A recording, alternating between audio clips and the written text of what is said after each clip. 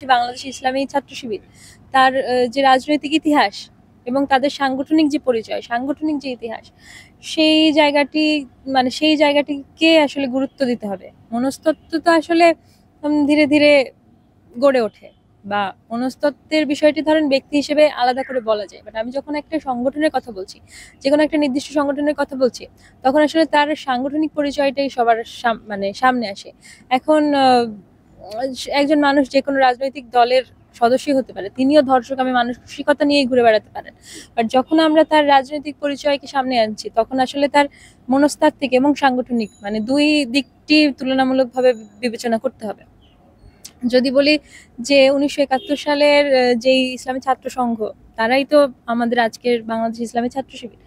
তো ইসলামী ছাত্র সংঘ কি করেছিল 1971 সালে? তারা তো 71-এর যে হানাদার বাহিনী, তাদেরকে সহায়তা করেছিল আমাদের নারীদেরকে ধর্ষণ করার জন্য, তাদের হাতে তুলে দিয়েছিল। হ্যাঁ, তাদেরকে আমাদেরই বাংলাদেশের মানুষ হয়েও তাদের আশপাশের মানুষদেরকে আসলে তারা হত্যার পরিকল্পনা করে দিয়েছিল বা সহযোগিতা করেছিল। এমনকি অনেক ক্ষেত্রে নিজেরাও হয়তো সেটির সঙ্গে যুক্ত ছিলেন বলে আমরা ধারণা করি, বা সেটির প্রমাণও আছে।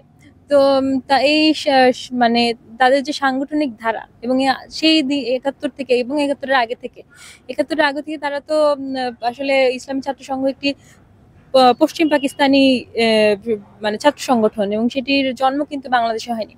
এবং এই বাংলাদেশের তারা ইসলামী একটি উইং হিসেবে তাদের কার্যক্রম পরিচালনা করে। তো সেই হিসেবে বাংলাদেশ ইসলামী ছাত্র শিবির কিন্তু বাংলাদেশের কোনো ছাত্র সংগঠন না। সেই বিষয়টি বুঝতে হবে যে তারা কেন আসলে বাংলাদেশের স্বার্থে কাজ করবে, বাংলাদেশের মানুষের স্বার্থে তারা কেন কাজ করবে। তো সেই এবং আরো যদি গভীরে যায়, ইতিহাসের যদি আরো একটু গভীরে যায়, তাহলে দেখবো যে কেন কেন আসলে পাকিস্তানি বা পশ্চিম পাকিস্তানিরা পূর্ব পাকিস্তানের মানুষের উপরে এতখানি নৃশংসতা জায়গাটি তৈরি করেছিল, এবং এখনো সেটির ভ্যালিডেশন তারা দিচ্ছে যে আসলে হত্যাযোগ্য, বা আসলে অত বেশি হত্যাও করা হয়নি এবং তারা ক্ষমাও চায়নি।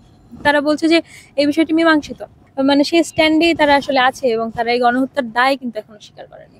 তো সেটি কেন করা হয়েছিল, সেটির মূলে কি আছে? সেটির মূলে আছে যে ধর্মীয় পরিচয়, যে এই দেশের মানুষ, এই দেশে যদিও সংখ্যাগরিষ্ঠ মানুষ মুসলিম ছিল, তারপরেও বলা হতো যে এই দেশের মুসলিমরা হচ্ছে সাচ্চা মুসলমান না, সাচ্চা মুসলমান না। তো সেই ওই দিক দিয়ে ডিহিউম্যানাইজেশন ছিল, বলা হচ্ছে যে হিন্দুয়ানি দেশ। ধর্মের পরিচয়ে কিন্তু মানুষকে তারা বলছে যে ধর্মের পরিচয়ে মানুষকে হত্যা করা যায়। হ্যাঁ, এবং সেই জায়গা থেকে ওই ধারাটি, এই যে ধর্মীয় পরিচয়, সেই জিনিসগুলি, এবং একজন ধর্মের পরিচয়কে ব্যবহার করে, ধর্মের শিল্ডকে ব্যবহার করে কিন্তু অন্য আরেকটি মানুষকে তারা ইয়ে করছে, ইনফিরিয়র বানাচ্ছে এবং ডিহিউম্যানাইজেশন করছে। হ্যাঁ, তো সেই মনস্তত্ত্বই, এবং শুধু নারীর প্রতি যে সহিংসতা, সেটিও কিন্তু পুরুষতান্ত্রিক যেই মানসিকতা ছিল। ধর্মীয় পরিচয় যখন ব্যবহার করা হয়, ধর্মের যে প্যাটার্নটি তারা ব্যবহার করে, এটি যদিও ইসলামের সত্যিকারের রূপ না, সেই ইসলামটিকে তারা রাজনৈতিকভাবে ব্যবহার করে। সেখানে আসলে নারীকেও সেই মর্যাদাটি দেয়া হয় না, ব্যক্তি হিসেবে গণ্য করা হয় না। তো সেখান থেকে নারীকেও একটি সম্পদ হিসেবে বা গনিমতের মাল হিসেবে কিন্তু ট্রিট করা হয়। তো সেই মনস্তত্ত্ব, এই মনস্তত্ত্ব একই ধারায় প্রবাহিত, এবং এটির বিরুদ্ধ মত, বা এটির আসলে যে উন্নতি, মানসিকতার যে উন্নতি, সেটি আসলে ঘটেনি। সেটি আসলে এখন পর্যন্ত কন্টিনিউশন চলছে, এবং আমি বলবো যে এই মনস্তত্ত্ব ওই মনস্তত্ত্বের মধ্যে মিল আছে।